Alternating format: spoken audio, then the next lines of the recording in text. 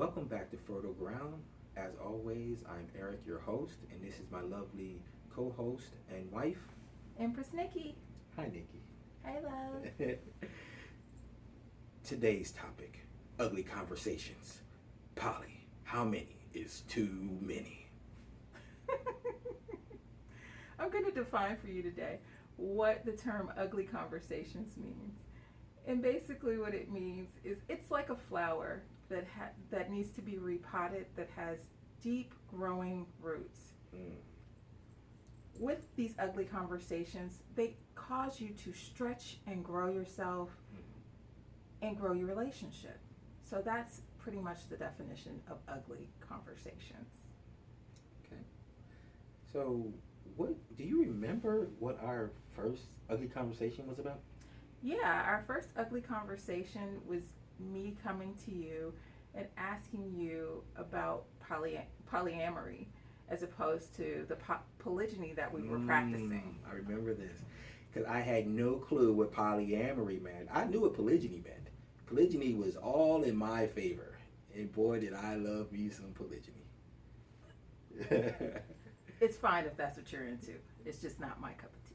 Okay, and I also remember going through the, as you said, feeling like I had been uprooted, feeling like my world had been, turned upside down. Like, what am I doing wrong? Maybe I need to. Do you need a car? Do you need jewelry? Like, what? Like, can I buy my way out of this? And once we sat down and actually had that, what came to be ugly conversations, was I started looking at my wife like a human being. The same desires and wants that I had, she also had. Yeah, it's very true. And with that conversation, I mean, it wasn't one conversation and we were done. No, that was not one conversation we were done. It took several conversations. It took time. It took a while for us to grow into what we are now. Yes. And we're still growing. Yes, constantly, which is great. One of the wonderful things that I love about you. Oh, stop it. Keep going. But, ugly conversations are something that everyone needs to have in their relationship. And as you grow through poly, you'll see that it's a necessary evil, so to speak. Okay. I think the biggest question you had was how many partners I was going to have and what I wanted to do as far as that was concerned. And that was based off Islamically, we could have four. Men could have four. Just 1, 2, 3, 4. Not even 1, 2, 3, 5. Just 1, 2, 3, 4. Okay, that's all we could have. So men, with our ego, and I remember the first conversation I had with one of the people that you were interested in, and he asked me this question. He said, "Yeah, the question: how can you allow your wife to date other men?" And that question in itself really was like, wow, that hit home. Because I'm thinking, allow her? First of all, I don't allow her anything. She's a grown ass woman. It's that respect, that loyalty, that commitment to the person to want to see that person also striving or thriving, maturing, growing, get to that point where they can also freely bloom. If you sit there, anybody who plants flowers knows, you put a seed in and you take care of the seed, you take care of the soil, the seed does the work. And one of the things that I loved about the way she handles herself is I can step back and just see her fully bloom. That's nice, babe. Thank you. I'm getting some tonight. That was a good one. I am getting some tonight. As far as, for you and the number of partners for you, I know Islamically you were kind of boxed in, so I knew it was 4. Yes. But once we stepped away from that, it's like, okay, is this a free-for-all or what's happening? But I think I'm at a point, I know I'm at a point where, I trust you and I understand,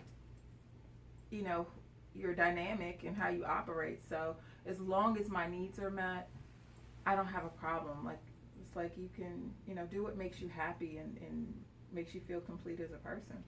Well, the funniest part is like when she's interested in someone, I have a few times just told the person like, listen, my wife's interested in you, and from there it's always funny because it's how's the person going to react, you know. It is just like, no, it's like I want people to know like, listen, it's fine with me, I don't, because the worst thing in the world is when you take something as beautiful as poly and you try to make it put it under the single paradigm where you're monogamous and you have to sneak around or anything like that. I'm like, hey, come over, let's barbecue. I mean, that's a brother that we listen. I am one of those guys like I'm cool. Like we can pop open a beer, put something on the grill, relax together. Just have our own type of relationship. We ain't gotta be best of friends, but like, listen, we're brothers. We're like, as white people say, Eskimo brothers. You know what I'm talking about. Eskimo brothers. Eskimo brothers, yes. Alrighty We have then. something in common. Yeah. You know what I mean. Okay. Well, alrighty then. Well, alrighty then. Okay. Well, I mean, I think with that being said, we've covered the topic, and we'd like to hear from you. Yes. Share with us how you poly. What type of poly that you're interested in, or maybe that you want to grow into where you are now. Ooh, before you forget that, your tip. If you're going to go through poly, maybe a good place to start, especially if you're in a relationship, is in The Swingers Club. Swingers are great people. They are. They are the wonderful people.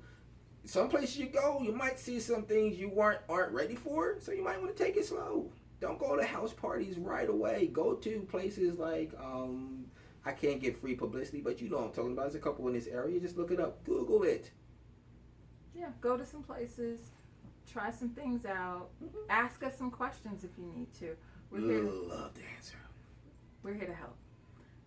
You're home, we're family, so why not talk to your family if you need help?